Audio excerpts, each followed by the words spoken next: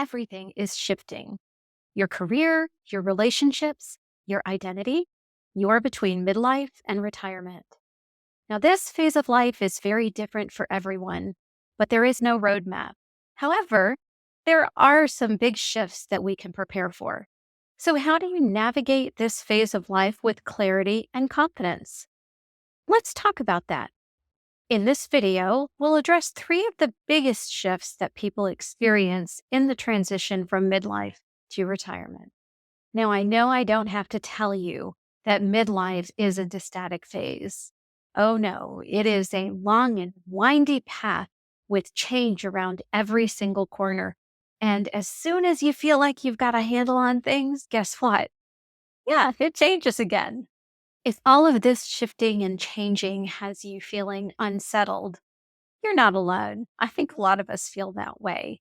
But if we can understand what is shifting and why it matters, it can help us to navigate that with confidence. So, what are the biggest shifts happening in this stage of life? Well, let's talk about that. And I want to start with perhaps the biggest one, the identity shift. Who even am I now? I really think for me, this has been one of the most striking shifts. You're moving along in life, and all of a sudden, you feel something changing, and you're not quite sure where to go with that.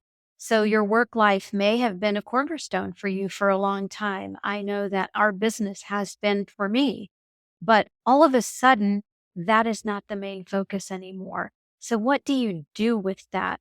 And how do you maintain your sense of self when the thing that has really defined you for a little while is not the thing that's at the center of your world anymore? I'm not retired yet, but I'm definitely heading in that direction. And so I'm starting to make some shifts in my life that take my focus away from the business and take my focus to other things that are important in my life. Sometimes it leaves me feeling in limbo, and I kind of feel like I'm being pulled in multiple different directions. The good news is that I don't see this as a negative thing.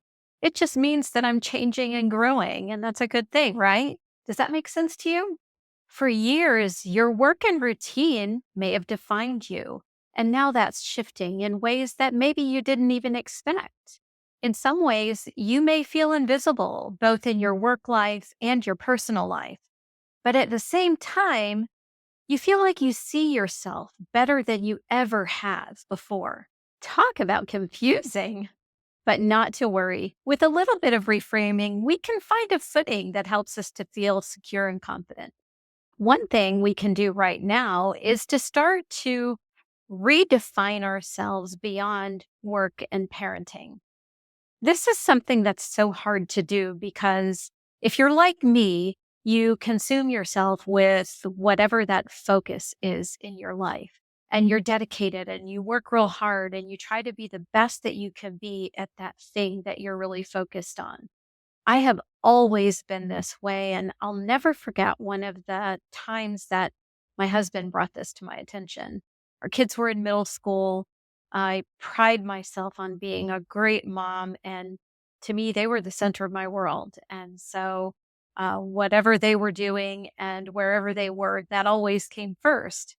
And one day, my husband pointed his finger at me and said, "You need to get a life because those girls are going to go away to college and they're going to grow up and you're going to feel lonely." Now, first of all, I was very annoyed that he pointed his finger in my face. However, he was absolutely right. I did need to redefine myself and I did need to find my sense of self while I was being a parent. And that conversation caused me to make some shifts of my own among the life shifts that were happening as a result of midlife. Another thing that you can do is to start to explore new interests. Explore or re explore hobbies that you've let fall by the wayside because you've been busy and preoccupied by the other things in your life. The one thing I'll caution you on is to not make yourself fit in the mold that everybody else is fitting in. If you love pickleball, go play pickleball. go have fun, regardless of the other people in your life and what they're doing. If all of your other friends decide that they're into pottery, but you don't like pottery, don't fit into that mold. The bottom line is to create a life for yourself that is your own, a life that allows you to lean into the interests and passions that are important to you. Once you start to do these things, you'll really start to recognize just how wrapped up you've been in your career or your parenting or whatever that thing is for you that has been at the center of your world. And as you start to make these shifts, you might feel a little out of sorts. And that can bring us to that next big shift. What happens when it's time to step back? The prospect of leaving your work life behind comes with a lot of emotions. You've spent years, maybe even decades, building a career that you're proud of and doing something that feels really important to you.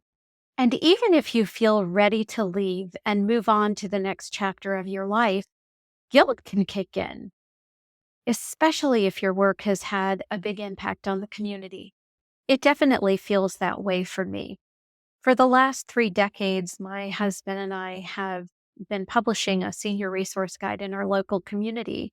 And this is a guide that has become a cornerstone tool for families caring for older parents and professionals alike. Not only have we built this resource for our community and made a business out of that, but we also contribute a lot to the efforts around our community to make it a better place for aging and a better place for family caregivers. So, stepping back from that, I do have a little bit of guilt because I feel like there's more to give. However, it is time to make a change, and I'm very proud of what we've contributed to the community thus far. And I'm ready to begin to transfer that little baby to somebody else's arms. Not quite yet, but we're getting closer. Reframing a significant shift like this can help to make it less jarring. Think of the transition as a shift of roles, not of quitting. If you are stepping away from a business, one way that you might ease the transition is to do it in phases. So perhaps you stay on as a consultant for a while. Maybe you mentor the new owner along the way for a given period of time. Or maybe you even work part time before fully stepping away. Now, before we move on to the last big shift I want to talk about, if this is resonating with you at all, please would you hit that like button? That really does help the channel to reach more people, and I sure would appreciate it. And while you're at it, hit subscribe so that you won't miss any more of our conversations about midlife and the transition to retirement. So, as your work life starts to change, and you get closer to that age that you decide is going to be your retirement age, another really big question begins to surface. And that is, where do I want to live? Do I want to stay in my current home, in my current community? Or do I want to downsize to something smaller within my community? Or do I want to move someplace else altogether? That's a really big question. It seems like such a practical thing and seems like it shouldn't be as big a deal as it is. But oh my goodness, when I think about downsizing and decluttering our home of 30 years, that's a little bit overwhelming, don't you think?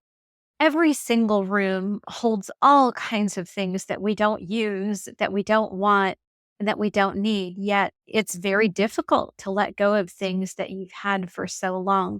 Some of them might be family heirlooms, and some just might hold special memories of your family times together. But doing the decluttering is an exercise that will leave you feeling very free. I have begun that process myself, and maybe we'll create some videos about that too. But the other part of the decision is deciding where you will live. Are you going to remain in your community, or are you going to move someplace else? I don't know. That's a big question. I know some of my friends have even decided to move to other countries and have some adventures to walk into that retirement phase of their life. And I find that pretty intriguing. Today, we've talked about some pretty major life shifts that happen toward the end of midlife and into retirement. The shift in identity, the shift in our work life, and the shift in our home life. But this isn't just about adjusting to change. It's about stepping into this new phase of life with intention. What comes next isn't just about what you're leaving behind, but what you're moving toward. Preparing for our future is just as important as adjusting to our present. So I'm curious to know, what is the biggest shift for you in this phase of life? And if you're not quite here yet, which shift feels the most intimidating to you? Drop some comments below and let's talk about them. So, a final thought: shift happens. It happens in every area of our life, in every phase of our life. And being open to those shifts and embracing the change, that's the magic of life. And the best part is you get to define what that looks like. I'll see you in the next video. 5 questions that you must ask yourself before retirement. Until next time.